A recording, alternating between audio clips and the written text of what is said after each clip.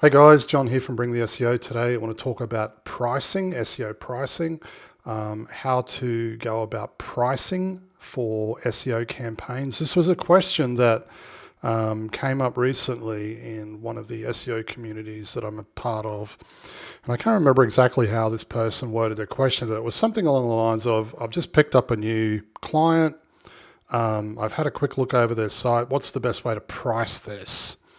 And as usual, there are a whole bunch of responses, and a lot of the responses were based upon how much work is involved. There are several responses, what you charge and how you price this campaign really should come down to how much work is involved. Have you done a gap analysis? How many links do you need to build? How much content do you need to produce? Those types of responses, I think, make sense up until a certain point. Obviously, if there's more work involved, then the cost for the client is going to be higher because it takes time to do that work. And obviously, if you're building links and producing content and everything else, the costs are going to be greater. But I think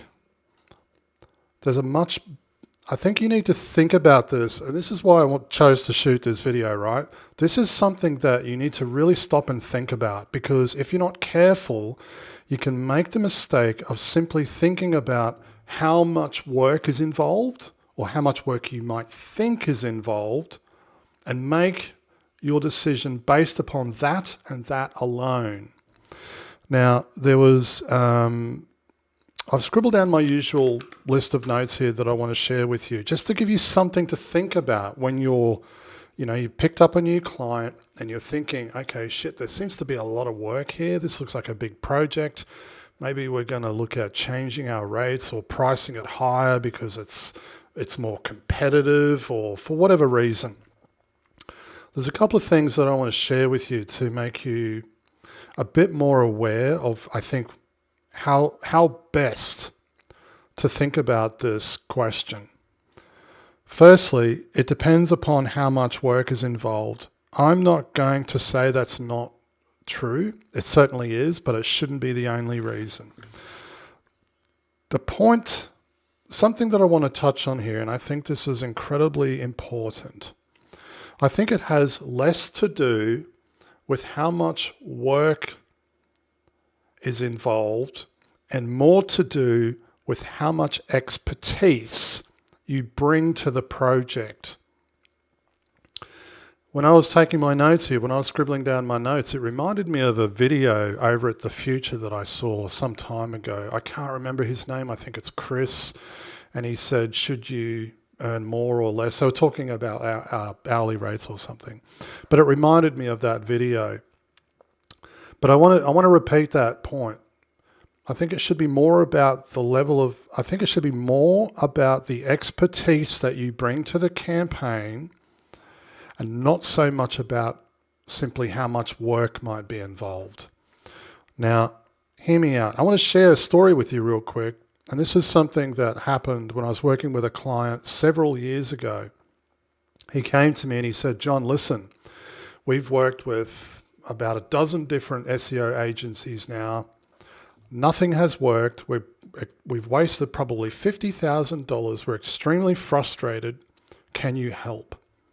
Anyway, I spent some time with this particular client and I got to the point where I said, listen, I asked the question, what are your goals and objectives for this thing? And he said, we're currently at 150 customer inquiries a month.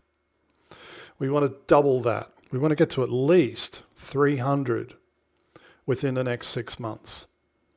Now, if you know anything about me and what I talk about here on my YouTube channel, I'm very much about tracking the metrics that matter.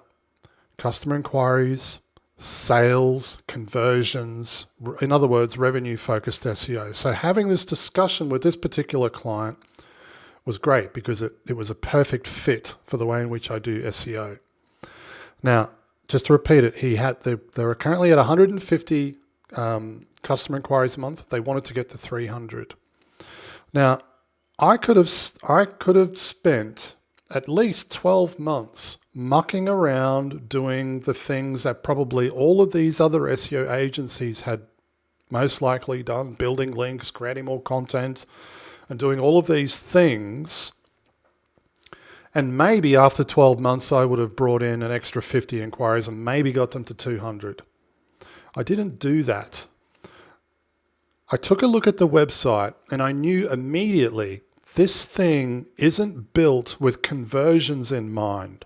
In other words, there were no strong, clear calls to action. There were no inquiry forms on every, I want to see inquiry forms on every single page. I want to see big fat phone numbers on every single page. There was none of that.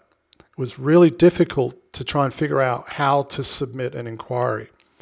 That was the first thing I noticed. And the second thing I noticed, because I made the decision to run heat map software over the top, and after 2 or 3 weeks, I could see where people were trying to click. They were trying to click. There was a map on the home page. There was a map of Australia on the home page, and I tried to click on this map in order to view the classes and services for that particular area. I could see they were trying to click on it, but that wasn't a clickable image. In summary, I made a couple of quick changes to that website that, based upon the information that I'd gathered, I could see the heat map tracking. I knew what the problems were. I made a number of cosmetic changes, aesthetic changes to the website to improve the conversion rates. So I was focusing, I went a little bit outside of SEO. I was focusing more on conversion rate optimization, and this is something that I definitely want to talk about in another video. I implemented strong calls to action on every single page. I made the map clickable.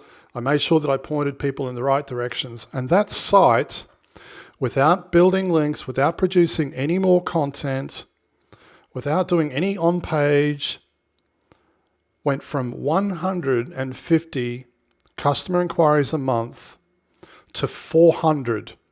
And this happened, I think, within about 3 months. I specifically remember the client, getting on a call with the client. The client said, "John, I don't know what you've done over there, but the phone has not stopped ringing." Now, this brings me back to my point, right? It should be more about the level of expertise you bring, not so much just how much work is involved. And I was thinking about sharing an example of this, right? Like if you called a plumber and you had a leaky tap and you said, "Listen, this tap won't stop running. Like, what do we do here?" If you call someone who doesn't know what they're doing or doesn't have, let's say 10 or 15 years worth of experience, they might look at it and say, "Well, we have to pull up all of the, plumbing here. We have to knock this, we dig up the concrete, and this is going to be like a $9,000 job." And it might take them several weeks. However, if you call someone who really knows what they're doing, they might say, "Oh, I've seen this problem before. We've got to replace the head of this tap. This tap's been known to be faulty. Replace the tap. It's done in 30 minutes and they're out of there." Right? That's a great example of it being more about expertise and less about the amount of work involved. Now, there will always be exceptions to this, right? And sometimes there will simply be more work involved.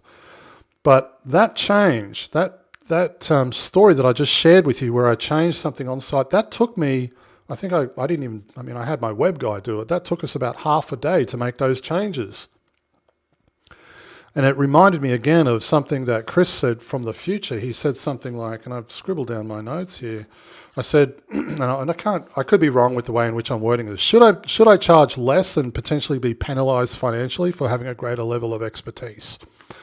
So someone who really knows what they're doing will oftentimes know how to do something or achieve an outcome much, much faster that requires much less work than someone who doesn't. So it shouldn't always just be about, there's a lot of work involved here, because that's a very simplistic way to look at it. So hope you found this useful. I know this one's been a little bit longer than normal, but hope you found this useful. Definitely spend the time to think about it a little bit differently, rather than just looking at a site and thinking, okay, well, there's a lot of work here. I need to increase my rates. Because if you're doing that, every single campaign will be priced differently and you'll lose your mind. All right, guys, that's it for me. I'll see you in the next one. Cheers. Hey, if you've enjoyed this video and you'd like to learn more, head over to bringtheseo.com. We provide business development training for SEO consultants wanting to improve their processes, increase profits, and scale to $100,000 a month or more without all the stress and overwhelm.